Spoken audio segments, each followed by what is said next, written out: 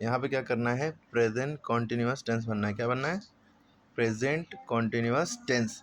Present में पहली बात, कॉन्टिन्यूस जब भी वर्ड लिखा हो, चाहे प्रेजेंट कॉन्टिन्यूस, पास्ट कॉन्टिन्यूस, चाहे फ्यूचर कॉन्टिन्यूस, इसमें याद रखिए कि वर्ब की ING फॉर्म लगेगी, यानी कि फोर्थ फॉर्म के लिए या ING फॉर्म जिसमें ING लगता है लास्ट में, playing, running, eating.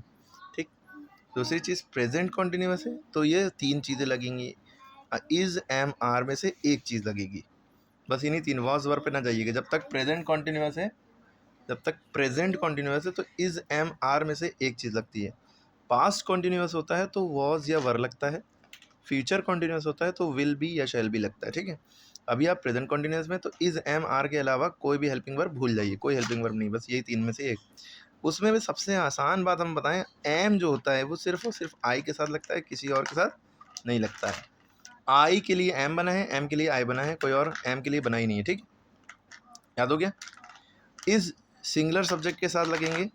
Singular subject में क्या है, स्पेशली ही हो गया, शी हो गया, इट, ये 3 में से कुछ होगा तो इसके साथ इज ही लगेगा। वरना ये 3 नहीं है, कोई सिंगुलर चीज़ है, यानी कि एक चीज़, जैसे द बेबी एक है, डैड एक है, माई सिस्टर एक है, द टीचर एक है। ठीक, टीचर में एस नहीं लगा है ना, बेबीज़ में IES नहीं लगा है, डैड में एस नहीं लगा है, प्लूरल नहीं है, सिंगुलर है, एक वचन है, तो इनके साथ इज लगेगा। अगर इनमें एस लगा होता, टीचर्स, बेबीज़, डैड्स, सिस्टर्स, जैसे स्टूडेंट में एस लगा है, तो जिसमें एस लगा होगा उनके साथ आर लगेगा, आर प्लूरल के साथ लगता है। ठीक है।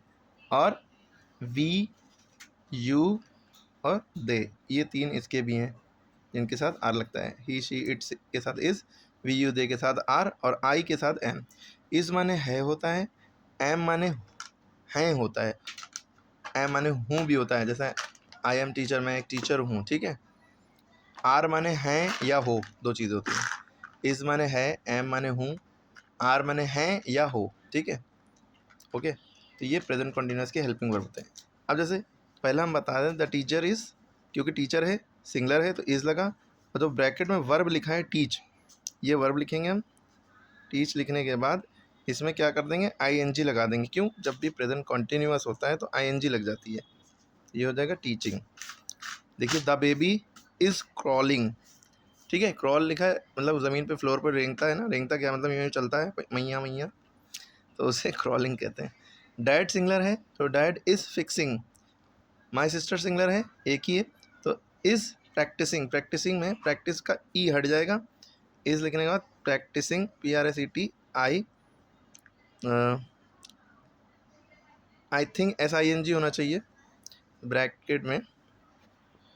तो इस चीज़ में तो बहुत बड़े बड़े टीचरों को भी कन्फ्यूजन रहेगी या होती होगी, इसको क्लियर कर लेना चाहिए। जैसे प्रैक्टिस है तो प्रैक्टिस भी सही है, एक्चुअल में ये नाउन है, CE वाला नाउन होता है, और PRACTISE जो होता है वो वर्ब होता है, वो क्रिया है, वो संज्ञा है। ठीक है।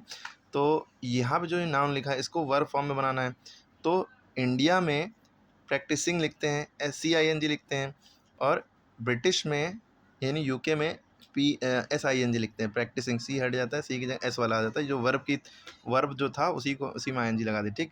अमेरिका में CING लिखते हैं। ठीक है। प्रैक्टिस की जो स्पेलिंग होगी PRACTICING, ई हट जाएगा यहाँ से। ये भी सही है, ये भी सही है।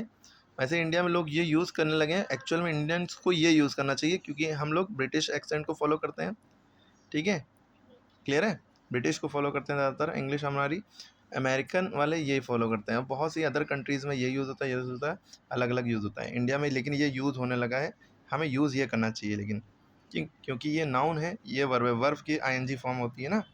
क्लियर होगी। तो यहाँ पे CE लिखा है, एक्चुअल में फिल इन द ब्लैंक को SE करके देना चाहिए, क्योंकि CMS वालों ने लिखे हैं तो इसलिए कुछ कह नहीं रहे।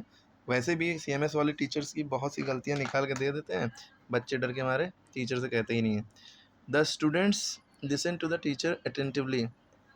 बहुत सारे बच्चे हैं, प्लूरल है, तो स्टूडेंट्स है तो प्लूरल है ना, तो आर लगेगा, सिंगुलर होता तो इज लगता है, तो आर, लिसन लिखा, NING लगा देंगे, ING लगा देंगे लिसनिंग में। ठीक है। फ्लावर्स आर, क्योंकि प्लूरल है, बॉयज़ आर प्लूरल है, प्लेइंग सब में ब्लूमिंग। ग्रैंडमा इज सिंगुलर है ना, तो निटिंग, इसमें KNI TI हो जाएगा। ठीक है, knitting, sweater for me, grandma sweater मेरे लिए बुन रही है ना।